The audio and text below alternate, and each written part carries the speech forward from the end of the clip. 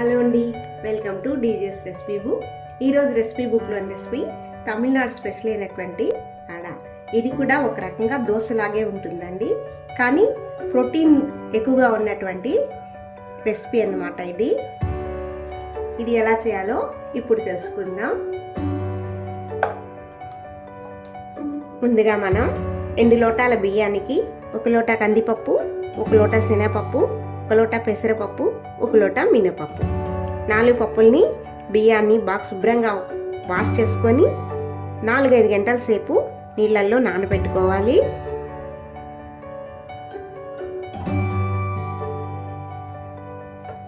నేను ముందుగానే నానబెట్టి ఉంచాను. దీనికి సరిపడినంత కారం, ఎంత మీరు కారం తినగలిస్తే అంత కారంతో ఎండుమిరపకాయలను కూడా దీంట్లో వేసి నానబెట్టుకోవాలి. ఇప్పుడు మిక్సీ జార్ని తీసుకొని అందులో మనం నానబెట్టినటువంటి ఈ పప్పులు, బియ్యాన్ని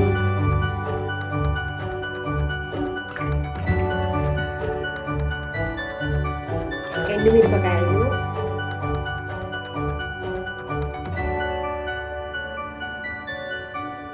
ఒక 1/2 టీ స్పూన్ ఇంగువ పొడి వేసుకోవాలి.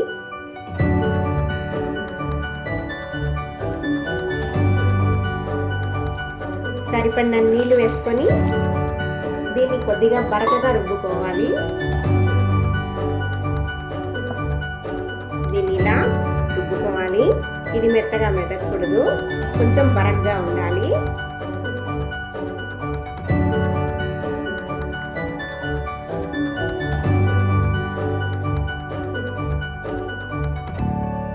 ఇలా మనం నానబెట్టుకున్న బియ్యం మొత్తాన్ని రుబ్బి ఒక పాత్రలోకి తీసుకోవాలి.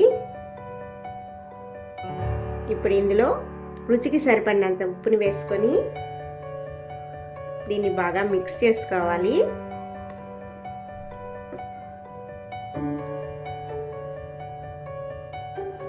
దీనిని పులో పెట్టాల్సిన అవసరం లేదు, డైరెక్ట్గా దోశలు వేసేసుకోవచ్చు.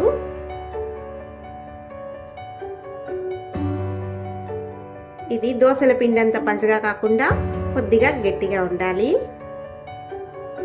చూస్తారు కదా, ఈ టెక్స్చర్లో ఉండాలి.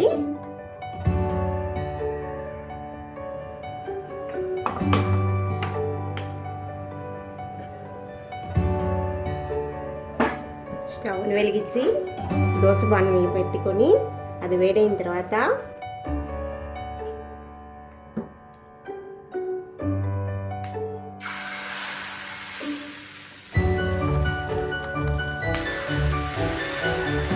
దోశలాగా పలుచగా కాకుండా కొంచెం మందంగా వేసుకోవాలి.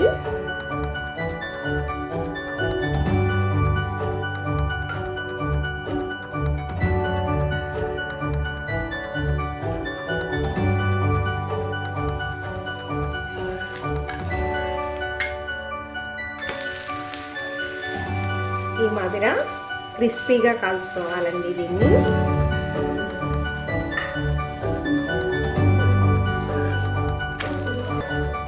మాదిరా 2 పక్కల ఎర్రగా కాల్చుకోవాలి.